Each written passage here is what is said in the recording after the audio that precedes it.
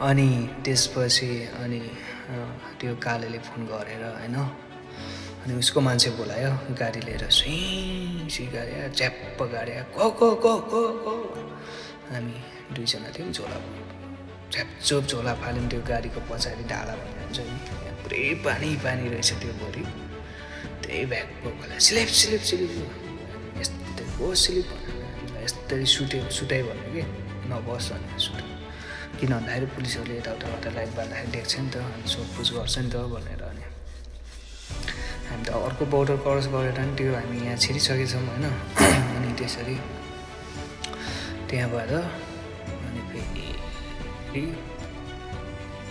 त्यही सुतेर जाडो भएको छ लुक्लुक पानी त्यस्तो हिलोमा होइन पानीमा सुतेर सोल्टिङ सुतेर यस्तो जाडोमा नै निद्रा लाग्दो रहेछ थकाइ लागेर थु परेको दौडिँदा त्यत्रो जङ्गल क्रस गरेर अनि त्यो गाडीमा सुतेर हामीलाई लगभग बाटोमा चेक गर्थ्यो पुलिसहरूले लाइट बाल्थ्यो तर देख्न सकेन अब उनीहरूको पनि सेटिङ हुन्छ होला होइन अनि उसले चाहिँ त्यो कालेले रिसिभ गर्ने कालेले ड्राइभरले उसको घरमा लियो होइन र नजिकै होइन साउथ अफ्रिका यता परतिर त्यहाँ लिएर उसको घरमा राख्यो अनि हामी त्यो राति त्यतिकै सुत्यौँ थकाइ लागेको थियो लुगा फेऱ्यो लुगा पनि के भन्नु लुगा पनि पुरै मैला के भन्छ पानीले भिजेर सब बिहाल भएको थियो जुत्ता खोलेर त्यस्तै अब सुत्यो कचरा त्यो मच्छर भएको कोठामा त्यो गनाउने ठाउँमा लिएर सुताइदियो कि त्यहाँ सुत्यो अनि बिहान अनि अर्को दिन बिहान चाहिँ एउटा मकै दुईटालाई एउटा मकै र चिया ल्याइदियो खाजा अनि त्यही खायौँ अनि भोक लाग्थ्यो खानै पऱ्यो होइन खाइयो बाहिर हेर्दाखेरि अब सबै कालो न मान्छे चिन्ने न भाषा बुझ्ने न पैसा भएको साथमा है 100 रुपियाँ कति त हाल्दै थियो एउटा उताको त्यो अङ्कलले हाम्रो सोल्टिङ बोकेरहेछ अनि एउटा मगाइदियो खाइयो बिहान उठेर अनि फेरि त्यस्तै दिउँसो त्यस्तै बस्यो म मोबाइलमा फोन सम्पर्क कोहीसँग पनि थिएन सिम कार्ड पनि थिएन त्यही मोबाइलमा ब्याट्री चार्ज गर्ने त्यही पहिला फोटो भिडियो हेर्ने बस्ने त्यसरी बसिरहेँ त्यो सम्झिनु त्यही ठाउँमै बसियो लगभग त्यहाँ 3 दिन बसाइ भयो एकदम दुःख कष्टमै बसाइ भयो अब चाहिँ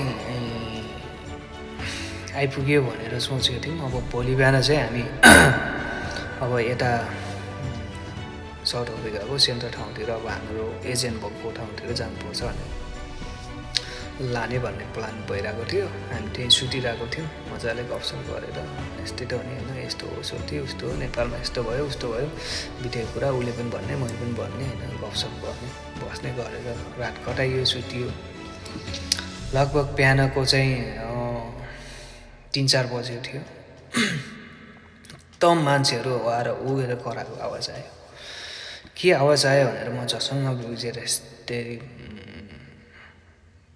भुइँमा खाटबाट भुइँमा झरेको त झम्म समुद्र गए जस्तो पानी त इटी आउँछ घुराभन्दा माथि हो सोल्टी भने होइन मैले अनि सोल्टीले के भयो त ओ भुइँमा राखेको लकेज त माथि आछ यहाँ माथि आछ है परे रहेछ राति पानी ठुलो पानी परेर आँधी पसे रहेछ कि घरमा थाहा नपाएको अनि त्यत्रो आँधी पसेको घरभित्र होइन त्यो हामी ढोका चाहिँ जहिले पनि खुल्लिरहेको थियो कि गर्मी हुन्छ भनेर त्यो रात चाहिँ कस्तो कारणले गर्दा चाहिँ हामी धन्न बन्द गरेको रहेछ नत्र त्यही नै स्वाहा भइन्थ्यो मरिन्थ्यो जस्तो लाग्छ होइन तर मर्न त मरेन है बाँचियो भगवान्को कृपाले अनि त्यो सिसाको ढोका थियो त्यो ढोकाको मुनिबाट चेपबाट पसेछ कि पानी पसेछ बाहिर यस्तरी झ्यालबाट यसरी बाहिर हेर ठुलो खोला मैले त्यहाँ माथि अर्को भिडियो नि राख्दैछु उता युट्युबमा त्यहाँ पनि हेर्न सक्नुहुन्छ होइन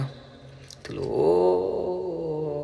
समुद्रै पसे रहेछ है घर वरपर दिउँसो हामी गएर खाजा खाने बस्ने जस्तो खालको रुख थियो रुख त यति रुख त पुरै नागिसकेछ कालेहरूले आफ्नो बच्चालाई लौरो टेकेर आएर गाडीहरू ठुला गाडीहरू पर चाहिँ गाडीहरूलाई उता पर ठेल्दै कुखुराभरि ढुमभरि भट्काएर बगाइदिइसकेछ।